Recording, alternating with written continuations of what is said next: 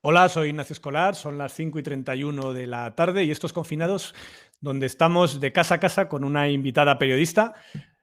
¿Cómo estás? Buenas tardes, Pepa Bueno. Hola Nacho, muy bien, Bienvenida al encantada. diario.es. Bueno, a la redacción del diario.es, que ahora es mi casa, la casa de los demás periodistas, y creo que esa es la redacción de la SER también, que tú estás trabajando desde casa también. Esta es la redacción de Hora 25. Desde aquí donde me ves hago Hora 25 cada día, sí, sí. Esto es una excusa estupenda, Nacho, hablar contigo, porque te permite salir un poquito del confinamiento. Yo encantado de hablar contigo también. ¿Cómo te estás organizando para trabajar desde casa, para producir Hora 25 desde la mesa y la silla desde la que estás? Me vine con mucho miedo, ¿eh? Me vine con mucho miedo a que no funcionara, ¿no? A organizar lo que es la producción del programa y luego la emisión en unos días en los que pasaban muchas cosas y además en la tarde-noche.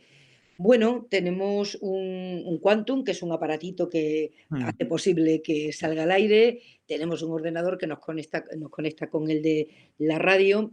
Nosotros teníamos muy entrenado el músculo de la comunicación a distancia, porque el equipo de la 25 es el que hizo Hoy por Hoy y trabajábamos unos de noche, otros de día, con lo cual estábamos muy Claro. acostumbrados. Eso lo teníamos muy entrenado. Y me vine con mucho miedo y a los 3 o 4 días dije: "Oye, esto va y esto funciona". Me Yo creo daba que nos ha miedo me pasado a daba todos. miedo me daba miedo una cosa que supongo que a ti también te A pasaba, ver, que se me confinara la mirada, Nacho, ya, el que perdiéramos perspectiva, verdad, sí. eso me daba mucho pavor, ¿no? Y me tuvo hiperalerta. Ahora lo he tranquilizado un poco, pero al principio estaba hiperalerta, lo leía todo, estaba a punta mañana despierta porque me daba la sensación de que aquí metida en mi casa, en un cuarto, ¿cómo iba a enterarme de lo que pasaba en el mundo? Te enteras igual que en la redacción. Claro, pero es verdad que en las redacciones, aparte de ser un espacio físico de trabajo y que a veces por necesidades técnicas tienen que existir, porque en tu caso hay un estudio de grabación, en nuestro caso la mesa de portada y redes, y tenemos también un estudio de televisión allí, pero además de eso es un sitio donde compartimos información un montón de periodistas entre nosotros y que gran parte del flujo de trabajo consiste en charlar de cualquier tema y de ahí acaba saliendo un proceso que con el confinamiento en parte hemos perdido, es verdad. Es de las cosas que más se están notando. Yo siempre digo que las redacciones son incubadoras, ¿no? Sí, De odios y de amores, pero también de conocimiento y de exigencia, ¿no? Porque aquí, hasta que una idea que se te ocurre recibe de algún compañero lo tienes claro, pasa un tiempo. En sí. la redacción levantas la voz y dices: "Oye, ¿y si llamáramos a...?". Y hay 2 o 3 voces que Hay o un te debate, contradicen, claro. claro, ¿no? Trabajas con otra, fluye de otra manera, la contradicción, ¿no? Y eso era lo que me daba miedo. A mí eso me daba pavor. Decía: "Bueno, allí Sí, es cierto. Nosotros, la parte técnica no nos ha costado mucho en el diario.es. La parte informativa, sí y no. Teníamos ese riesgo de cómo cubrir lo que está pasando sin salir nadie de casa. Y lo que más me preocupaba y lo que más estamos todavía pendientes es que la gente no se bloquee, se estrese, explote de estar tanto tiempo trabajando metidos en su casa, ¿no? Con el estrés que eso provoca, con el problema de que no hay una frontera entre cuando empiezas a trabajar y dejas de trabajar porque todo es el mismo espacio y es un continuo. Tampoco existe el ocio porque el ocio también es en casa. Eso sí que Y nos el estaba monotema, costando. ¿Tú cómo lo llevas? Eso quema. y el monotema, el Ah, bueno, eso monotema. también, No hablar de solo, otro tema, sí. claro, estar en casa. A mí me gusta, mucho una imagen que es que cuando salgo de la radio, cuando antes salía de la televisión, el espacio, el tiempo que transcurría desde el estudio, la redacción, a casa, te ibas quitando como capas, ¿no? Sí. Ahora cruzo la puerta y me está esperando mi familia para hablar de otra cosa. Y tú sales del programa todavía haciendo la autocrítica, ¿no? Este ha salido bien, este ha salido Sí. mal, qué mal hemos profundizado en esto, qué bien nos ha salido. No hay transición, ¿no? Eso por un lado. Y luego el monotema. Es que llevamos hablando muchas horas. Es verdad que le pasa a toda la población, pero Sí. nosotros con una capacidad de crisol, ¿no? De que te pasan muchas historias Mm. por tus manos, por tu cabeza, durante muchas horas. Yo nunca estoy off, eso lo sabes tú, lo hemos hablado muchas Sí, veces. perfectamente. Los buenos periodistas nunca se desconectan. Yo nunca estoy off, y tengo que controlar mi grado de obsesión, ¿no? Mi grado de obsesión con el tema, porque claro, nunca estoy off, pero, con un poquito de, dispersión intelectual, atendiendo a cosas distintas, pero ahora no, ahora es una concentración absoluta y total, que aquí en mi casa a veces pensaban que estaba loca, ¿no? Porque en silencio y de repente decía: "¿Pero Alemania no estaba por debajo de esa tasa?". Y estábamos hablando de otra cosa, ¿no? Bueno, Ya. ese riesgo existe y hay que tratar de controlarlo. Muy difícil, Nacho, es muy difícil controlar eso, ¿no? Es así. Y luego, que yo creo que nunca hemos vivido, informativamente me refiero, la cobertura de una noticia que tenga tanta afectación directa en los lectores o los oyentes, los espectadores, en toda la gente que se informa por nosotros. Contamos muchas noticias muy importantes, pero yo no recuerdo en toda mi carrera nada que haya transformado tanto la vida de la gente como lo está transformando, al menos en estos meses, esta pandemia. Nada ha sido algo que te cambie tanto. Unas elecciones son muy importantes. Un atentado terrorista mundial como el 11S es muy importante. Hay un montón de cosas que hemos contado en nuestra carrera muy importantes, pero al menos en mi experiencia, ninguna equiparable a lo que está transformando esto la vida de toda la gente que nos lee o que se informa por nosotros. Y porque además afecta a todo el mundo en diferentes grados. No hubo un momento muy al principio en el que encontrar la solución de compromiso entre informar de una tragedia horrible Sí, que estaba llevando muerte y desolación a muchos hogares y hacer eso compatible con contarle a la gente que estaba en casa, sí, otra mirada, ¿no? Porque estábamos confinados, asustados y queriendo, pensar que hay esperanza, que de esto se sale, ¿no? Encontrar la solución de compromiso entre esos 2 ritmos, esos 2 tonos y esas noticias, sobre todo al principio, ahora todo ha ido encajando con más naturalidad, pero al principio era muy difícil realmente, ¿no? Porque había una necesidad, y eso lo palpabas de balcón a balcón, ¿no? sí. De esperanza, de solidaridad, de pensar de esto salimos, y a la par te llegaban las noticias de amigos, bueno, y veíamos las cifras terribles de muertos, ¿no? El discriminar bien el, los ingredientes de ese cóctel informativo, al principio a mí me llevó un tiempo, ¿no? De pensar, de reflexionar, ¿no? ¿Dónde está la justa medida, ¿no? Cómo contar las dos cosas que eran verdad. Porque Claro, las dos cosas eran verdad. Lo que pasa, claro, al principio el impacto era tan grande. No, Nacho, nunca hemos contado nada así. nunca. Nunca, porque además somos protagonistas también. Nosotros nunca somos protagonistas de Sí. las noticias, y si lo somos, malo. Pero ahora somos también protagonistas de esta noticia. Tú estás en tu casa, yo estoy en mi casa. ¿Quién nos Mm, iba a decir a ti y a mí que íbamos a charlar sin poder vernos, sin sí. poder tocarnos en estas circunstancias, ¿no? Entonces, había como distintos papeles del periodista que tenías que ir deslindando, no dejarte llevar por tu propia sugestión o tu miedo, tu Mm. preocupación, por la gente querida que lo estaba pasando mal, por el país que lo estaba pasando mal, por el país que quiere esperanza, por el país que estaba llorando. Es que hemos manejado, manejamos todavía, Mm. ¿eh? Sí, sí. Manejamos un material. Muy sensible y además con el riesgo que supone la mala información para la gente. Es decir, en el decreto de alarma pone que entre los servicios esenciales está el periodismo, porque lo es, porque es que ahora mismo es de las actividades esenciales que no pueden parar en estas circunstancias. ¿Cómo ves la nueva normalidad para la prensa? ¿Cómo crees que va a ser el desconfinamiento del periodismo cuando poco a poco vayamos dejando atrás este episodio? No sabemos todavía cuándo, pero cuando llegue ese momento. Pues tengo esperanza y temores. ¿Por qué cada cosa? Tengo esperanza en que en esta ocasión, más que nunca, ha quedado eh, muy claro, ha sido muy evidente la necesidad de información Sí, buena, de información hecha por profesionales, contrastada, que nos podemos equivocar. Eso que siempre decimos, nos podemos equivocar, pero no mentir. ¿eh? exacto. eh, mm, Nunca ha sido más evidente que ahora, cuando lo que está en juego literalmente es la vida y la bolsa de todo un país, de toda la gente a la que nos dirigimos. Nunca ha sido tan evidente. Y digo, eh, probablemente esta es una ocasión de oro del periodismo para que veníamos de etapas duras, por Sí, distintos motivos, pero muy duras, con muchos problemas de credibilidad, un momento dulce para que establezcamos un compromiso con nuestra sociedad, que nos reconozca la necesidad que existe de una información buena, de una buena información de periodismo. Yo no digo buen periodismo, porque el periodismo es bueno o es otra cosa. Una información buena sí, en el periodismo y quizá eso alumbre un tiempo nuevo que delimite bien todo lo demás, que algunas cosas de todo lo demás tiene todo el derecho a existir, ¿no? sí, Como el infoespectáculo, pero no tiene nada que ver con el periodismo. es Eso es otra otra cosa. cosa y cabe de todo. Esa esperanza la tengo y tengo mucho miedo de que los periodistas hemos ido encerrándonos, ¿no? Cada vez trabajamos más en burbujitas, en Sí, burbujitas, ¿eh? Esa redacción que tú y yo añoramos, también sabemos tú y yo que era se una parece un burbuja. poco a la de Mm, hace 20 años, mm, ¿eh? Cada mm. periodista hace de todo, está metido en su tema, con auriculares. Es decir, esa redacción en la que continuamente se discute, la de hoy no tiene nada que ver con el pasado.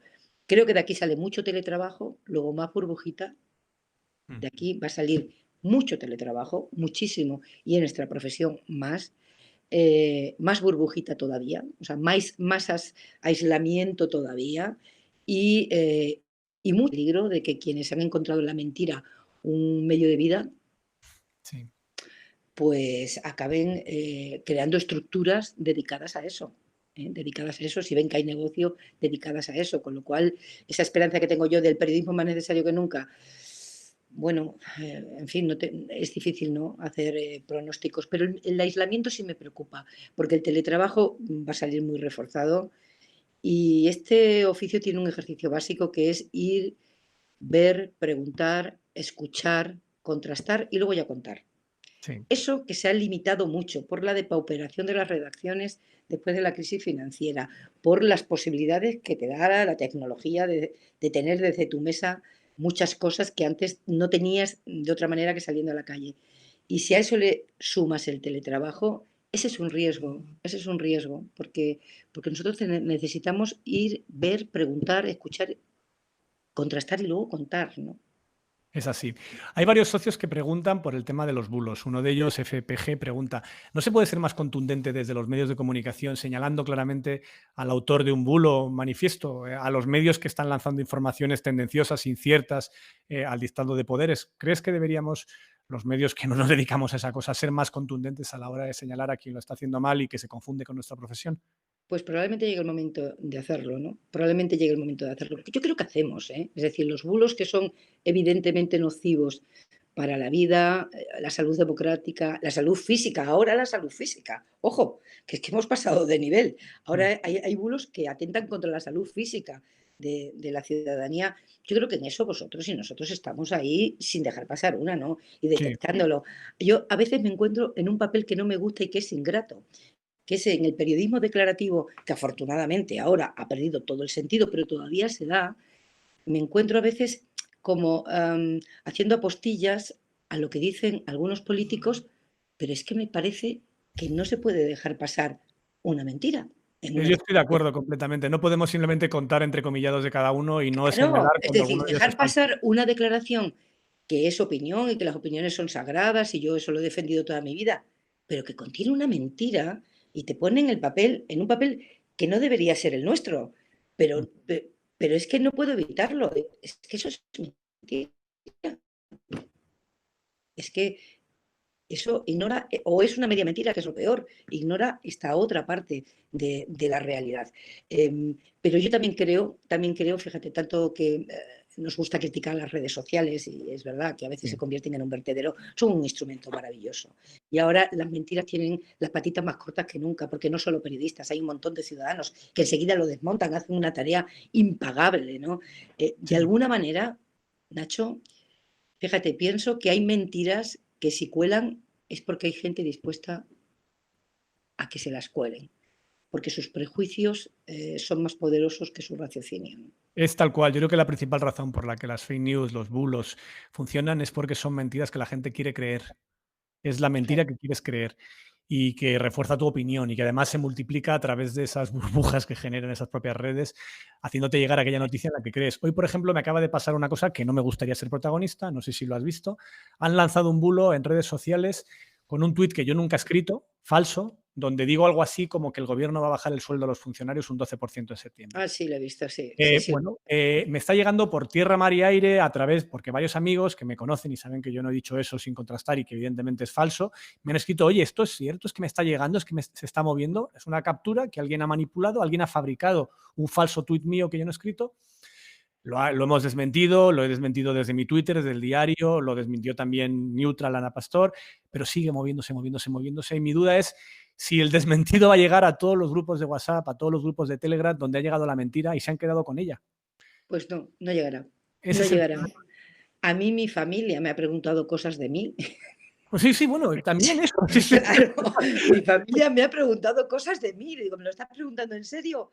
O sea, ¿te ha llegado eso y te lo has creído? Que me lo tienes que preguntar", ¿sabes? O sea, no, no llega el desmentido. Claro, con eso juegan, con eso Claro, juegan. Los medios solo no acaban con los bulos, ni siquiera los medios que están dedicados específicamente a desmentirlos, ¿no? Ni siquiera los verificadores acaban con todos los bulos. Con los bulos acaba una sociedad que no está dispuesta a tragarse sin masticar las pastillas que les dan. También claro. nosotros, las que le dan los bulos y las que le damos los periodistas, pero todas.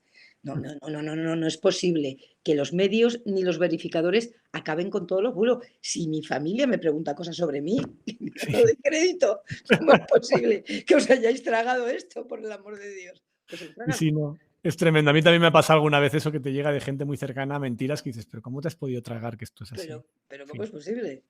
Sí, es Sí, sí. terrible. Varios socios me preguntan, te quieren preguntar, Jesús BC entre ellos, ¿qué opinas de la política de comunicación que ha seguido el gobierno en esta pandemia? De la polémica que hubo, por ejemplo, con las ruedas de prensa que luego se modificaron, de cómo son las comparecencias del presidente del gobierno tan largas los sábados. ¿Qué te parece cómo lo está haciendo en la parte de comunicación el gobierno? Varias cosas, es bien interesante esto, ¿no? Bueno, sobre la rueda de prensa en Moncloa, yo la primera que vi, ya lo dije en la radio, ya lo dije Mm, abriendo, además, dije, quiero pensar que es la primera, fruto de la improvisación, en fin, del momento que estamos viviendo complicado, pero claro, que un secretario de Estado te seleccione las preguntas, el sueño de cualquier político, ¿no?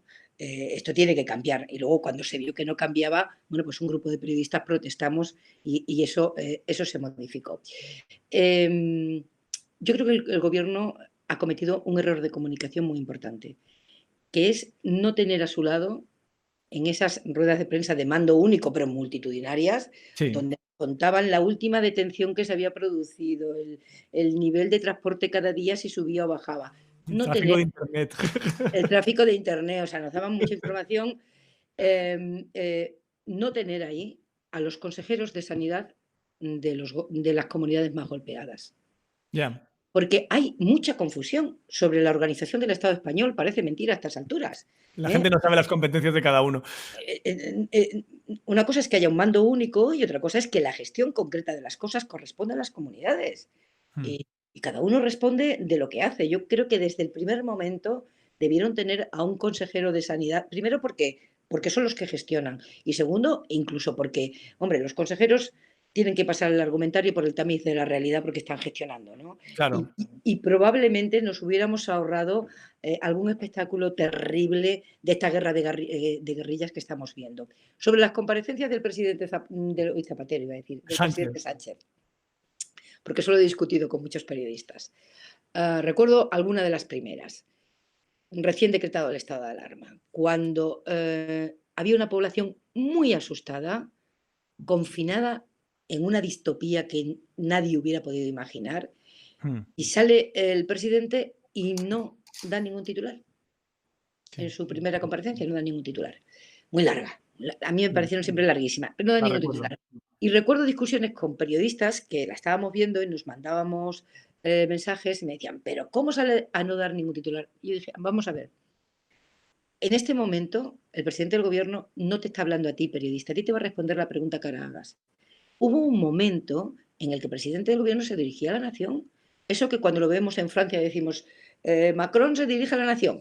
Y nos parece tan bien, Aquí como que no es normal, sí. parece tan bien, hay muchas personas que no están todo el día en las redes sociales, ni están en el detalle del titular que has dado tú en el diario Mm, o he dado yo en la SER y esta noticia ya está publicada o esta noticia la están copiando. Hay muchísima gente que lleva una vida normal, afortunadamente, no como la nuestra, mm. y que se informa por televisión y que en ese momento, en aquella primera noche, que lo recuerdo perfectamente porque tuvimos una discusión de alto voltaje entre colegas, ¿no? El presidente se dirigiera a la nación para igual no decir ninguna noticia estrictamente, que luego los periodistas en el turno de pregunta podían sacar, sino para contar, bueno, pues esto es lo que hay, esto es lo que estamos Mm. haciendo, de aquí vamos a salir. Yo creo que que sí tenía sentido, sí tenía sentido. Es que eso es Aqu un poco la burbuja de los periodistas, que a veces vemos este tipo de comparecencias o este tipo de cuestiones desde nuestra óptica profesional y no entendemos que los ciudadanos a veces quieren otra cosa y tienen derecho los políticos a comunicar con ellos también, ¿no? yo recuerdo una conversación encendida con una periodista que tú y yo queremos mucho, a la que le Ya decía: sé quién dices. Que no está hablando para ti, que no está hablando para ti, que está hablando para mi tía que está en su casa sola y asustada". Está diciéndole: "Bueno, tenemos un problema muy gordo, pero aquí hay un gobierno al mando y vamos a ver qué podemos hacer", ¿no? Me parecían larguísimas y me siguen pareciendo larguísimas, larguisisísimas, unas más afortunadas que otras. Pero sí que tenemos que distinguir cuando el presidente del gobierno se dirige a los periodistas y cuando se dirige a la nación, ¿no? Yo creo que son cosas distintas. Entonces, ha habido una política de comunicación errática, bueno, es obvio, ¿no? Errática. Han Mm, ido también con esto prueba y error, ¿no? Mando único multitudinario, mando sí. único multitudinario, pero luego no estaban los consejeros de sanidad, que son los que al final tienen que dar la cara en sus territorios y ante el resto de los españoles, porque si Madrid no lo hace bien, lo padecen los andaluces y Sí, los murcianos que están esperando que los madrileños puedan ir de turistas. O sea, correcto. nunca ha habido un asunto en el que la gestión de una comunidad haya sido tan relevante para la vida de todos, ¿no? ¿Qué te ha parecido en ese sentido la gestión de la Comunidad de Madrid y la manera en la que han intentado eludir parte de sus culpas y mandarlas o de su responsabilidad más bien y mandárselas al gobierno central? O esa pelea que decías antes un poco entre ambos gobiernos, el autonómico y el nacional. Yo confieso que estoy atónita todavía, ¿no? Por más que hay expertos que me dicen, no, es una estrategia de comunicación, yo estoy atónita con la gestión pública de Mm, la presidenta Ayuso, ¿no? O sea, la presidenta de una comunidad de casi 7 millones de habitantes, que desgraciadamente es la más golpeada por el virus, que posa en medio de la desgracia para un reportaje fotográfico, que ignora el informe de su directora general de salud, que dice que la altura de los techos de los hospitales sí. influye en la curación. Quiero decir, si eso responde a una estrategia, yo no la entiendo. Si responde a una estrategia, de verdad es que no la entiendo. Porque he dicho durante toda la pandemia, y lo sostengo, que en este momento de incertidumbre, que esto es otra buena que tenemos que hablar, Sí. ¿no? A Eh, ver, sí, sí, a propósito. Es decir, cómo encontrar el camino para. Hay miedo, hay incertidumbre y estos señores están al mando. mm, Y están al mando y no podemos bombardear la seguridad de las personas. sí, Pero tú y yo somos periodistas y cuando se equivoca el gobierno tenemos que decirlo. evidentemente. Cuando hierra. Mm, Una cosa es no estar bombardeando de manera sistemática y por intereses partidistas, como ha hecho una parte de la oposición, y otra cosa es no señalar los errores. Naturalmente que hay que señalar los errores. Pues yo con las comunidades y con la Comunidad de Madrid tenía el mismo planteamiento, ¿no? Bastante incertidumbre tenemos en Madrid, bastante miedo. Vamos a esperar a ver por dónde va la gestión de la presidenta Ayuso antes de echarnos las manos a la cabeza. Pero claro, es que el cúmulo de despropósitos de la última semana es inexplicable. Si es mm. una estrategia, que hay quien dice, algún experto en comunicación, una Sí, sí, estrategia, sí, que es una estrategia para dar a conocer a una política poco conocida, con un perfil bajo, que es la primera presidenta de Madrid que es presidenta sin haber ganado las elecciones, porque no fue la candidata más votada, que encima es el peor resultado del PP de Madrid en muchos años y que están intentando convertir eso en una nueva Esperanza Aguirre. Lo que pasa es que a veces yo la impresión que tengo que es como una caricatura de lo que era Esperanza Aguirre, a pesar de todas las cosas buenas, malas o regulares que hacía Esperanza Aguirre. y que genera inseguridad. Y que genera inseguridad, porque todos han improvisado, todos han tenido errores y aciertos de gestión. Pero claro que quien está al mando te diga algo como lo de, o no sepa cómo se llama la enfermedad. Sí, bueno, lo de COVID del diciembre, de coronavirus, Es un diciembre de detalle, es 2019. una anécdota, claro, pero es que si Lo de sumas los esa techos anécdota, altos, lo de qué es lo claro, mejor o lo sumas. peor que me ha pasado en la vida, dices, ¿la parte mejor cuál es exactamente? Claro, o sea, si sumas una anécdota a otra, lo que revela es mucha frivolidad. Y Ya. me parece que es lo único que no es perdonable, ¿no? Equivocarse, gestiones que funcionan y gestiones que no. Pues es que nadie sabe muy bien, si los científicos no saben por dónde Sí. va a terminar esta pandemia. Todo el mundo está aquí prueba y error. Pero claro, esta suma de despropósitos a mí me tiene atónita. Mm. ¿Qué te está pareciendo cómo se desempeña, preguntan algunos socios, el gobierno de coalición? ¿Cómo estás viendo a Podemos dentro del gobierno? Pues a mí, asombrosamente, tú imagina que se estuviera produciendo en el gobierno de España una grieta tan evidente como la que se ha producido en el gobierno de Madrid, Bueno, que sí, era sí, es evidente que están entre ellos en una situación que lo más probable es que acabe o en una crisis de gobierno o en unas elecciones anticipadas. que era lo que mucha gente podía esperar, porque es verdad, hay que recordar que el gobierno tuvo fricciones y fricciones serias y públicas muy pronto. ¿Eh? Sí, Ya se nos ha olvidado porque antes de la pandemia parece que es el vacío, pero inmediatamente antes de la pandemia estaban con la ley, con la ley sobre las violencias la ley sexuales. sí, sí, sí, sí, la ley No, exacto, sí, sí, sí. acuérdate, que allí saltaron chispas y Mm, públicas además, y mm, entonces podías esperar que eso siguiera así, eso sería letal para el gobierno y para España, ¿no? Y mm. sin embargo, en la pandemia yo no he percibido esas diferencias. Claro que hay diferencias, son dos partidos, estamos claro, es que este gobierno le ha caído la pandemia a los 2 meses, sin Sí. entrenar el engranaje de un gobierno de coalición, que esto es inédito y que hubiera necesitado mucho tiempo para que los que llegaban a la administración entendieran el mecanismo, para los que tenían que compartir poder aprendieran a compartirlo, para pactar las Mm. diferencias y atender cada uno a su parroquia sin erosionar el pacto. Bueno, nada, no ha habido tiempo de nada de eso, ¿no? Lo último que recordábamos fue aquella fricción que fue seria y lamentable dentro del gobierno de coalición, pero yo creo que en la pandemia no ha ocurrido. Ha Mm. habido diferencias, pero yo no sé si se me escapa ahora mismo, Nacho, pero tú recuerdas Un que poquito al principio con el tema de los plazos del SMI y las plan económico, sí que el hubo plan, algo de ruido, pero tampoco nada comparable, en fin, a lo que ha ocurrido en Madrid o a lo que ocurrió en el propio gobierno de coalición en esa semana que apuntas justo antes del 8M. sí, sí, sí, yo no recuerdo Después no ha ninguna habido más. gran crisis, ninguna gran grieta, ¿no? También creo, que esto lo he dicho varias veces, que, bueno, que están como dice, como decía Errejón del nacimiento de Podemos, corriendo y atándose los Sí. cordones de las zapatillas, como para reñir, como para reñir, porque esto sí que es una percepción evidente, ¿no? De que el gobierno va sobrepasado por los acontecimientos. Sí, yo tengo la teoría, no sé si la compartes, de que entre el votante de izquierdas, el votante general del gobierno de coalición, partido, el otro, están perdonando los evidentes errores del gobierno o algunos de los evidentes errores del gobierno de esta gestión, en parte por la inexperiencia de algo que no has gestionado nunca, pero también por la virulencia de la oposición, que está un poco galvanizando a la propia izquierda alrededor del gobierno, viendo el tipo de alternativas que propone la oposición. Pablo Casado estaba diciendo que el ejemplo de lo que él haría en el gobierno si gobernase era el gobierno de la Comunidad de Madrid, Isabel Díaz Ayuso, y que esas críticas tan duras y tan exageradas están provocando también que haya una reacción alrededor del gobierno. Si Por parte del siempre, votante de ¿no? izquierda, que nunca es muy progubernamental así en general, vamos.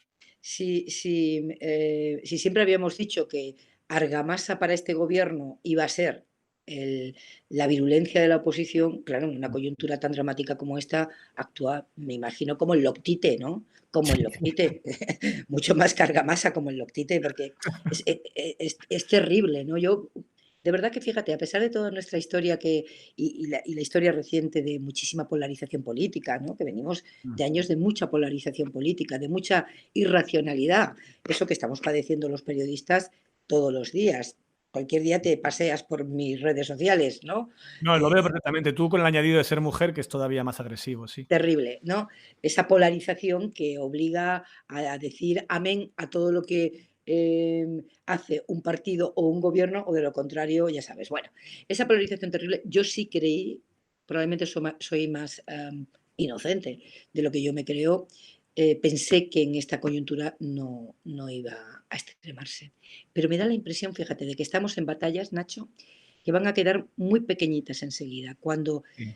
La crisis sanitaria empiece a bajar, cuando la crisis sanitaria empiece a bajar, ojalá que sea pronto, y emerja esta catombe económica que todo el mundo nos anuncia y que ya vemos, no nos la tienen que anunciar, ya la estamos viendo en nuestro propio entorno, muchos de los debates, mucha de la politiquería se va a quedar muy pequeñita, se va a quedar Ya. muy pequeñita, porque va a emerger una realidad que se va a imponer con una fiereza que, que va a dejar al descubierto el postureo y una política que no se corresponde con el tiempo. Yo creo que algunos partidos, en concreto, por ejemplo, el PP está viviendo un anacronismo, ¿no? Está aplicando una receta del pasado a un tiempo que en cualquier caso era distinto, pero que encima juega con algo tan delicado como una pandemia, que provoca mucho miedo en la población. Miedo, miedo, miedo real ante una enfermedad de la que los científicos se sorprenden todos los días, ¿no? O sea, Ujú. aplicar recetas del pasado a una realidad llena de incertidumbre y que nos afecta a toda la población y que provoca miedo, miedo, y que necesita, por lo tanto, tener alguna certeza, agarrarse a algo, pensar que hay alguien al frente de esto tratando de encontrar luz en medio de la niebla. Yo creo que cuando todo baje, que hay mucha gente que dice, entonces empezará la oposición más virulenta, más. Más todavía si es imposible. Ya. Bueno, te voy a hacer una última pregunta que nos estamos quedando sin tiempo. ¿Estás saliendo a aplaudir al balcón? Los sábados y los domingos. Los sábados, Los los sábados, sábados y los entre domingos. semana lo tienes complicado. Claro, pero entre semanas, ¿sabes qué pasa? Que yo estoy haciendo el programa aquí donde me ves, tengo un ventanal y veo a mis vecinos aplaudir y es muy emocionante, porque veo a mis vecinos de enfrente aplaudir. Y yo lo transmito en el programa. A las 8 arranco con aplausos y aguanto los aplausos un par de minutos o 3 antes. Y esta semana me he desescalado, he reducido el tiempo. He empezado yo, sí, sí. Y además te confieso una cosa, la primera semana, el primer fin de semana que salí a aplaudir, me emocioné enormemente. Me Sí, a mí me pasó lo emocioné mismo, yo me eché a llorar, porque es que hasta las aparte estábamos lágrimas. tan con tanta presión que de repente fue muy, muy emocionante. Uf, yo me eché a llorar una llorera impresionante, igual que tuve una llorera Sí. el primer día que salí después del estado de alarma, salí a hacer una compra en mi barrio y ver Ujú. mi barrio vacío. No, sí, es terrible. Volví a casa con una llorera tremenda porque era consciente de lo gordo que era lo que nos estaba pasando. Bueno, porque sí que aplaudo. Pues aplaudamos. Sigo aplaudiendo.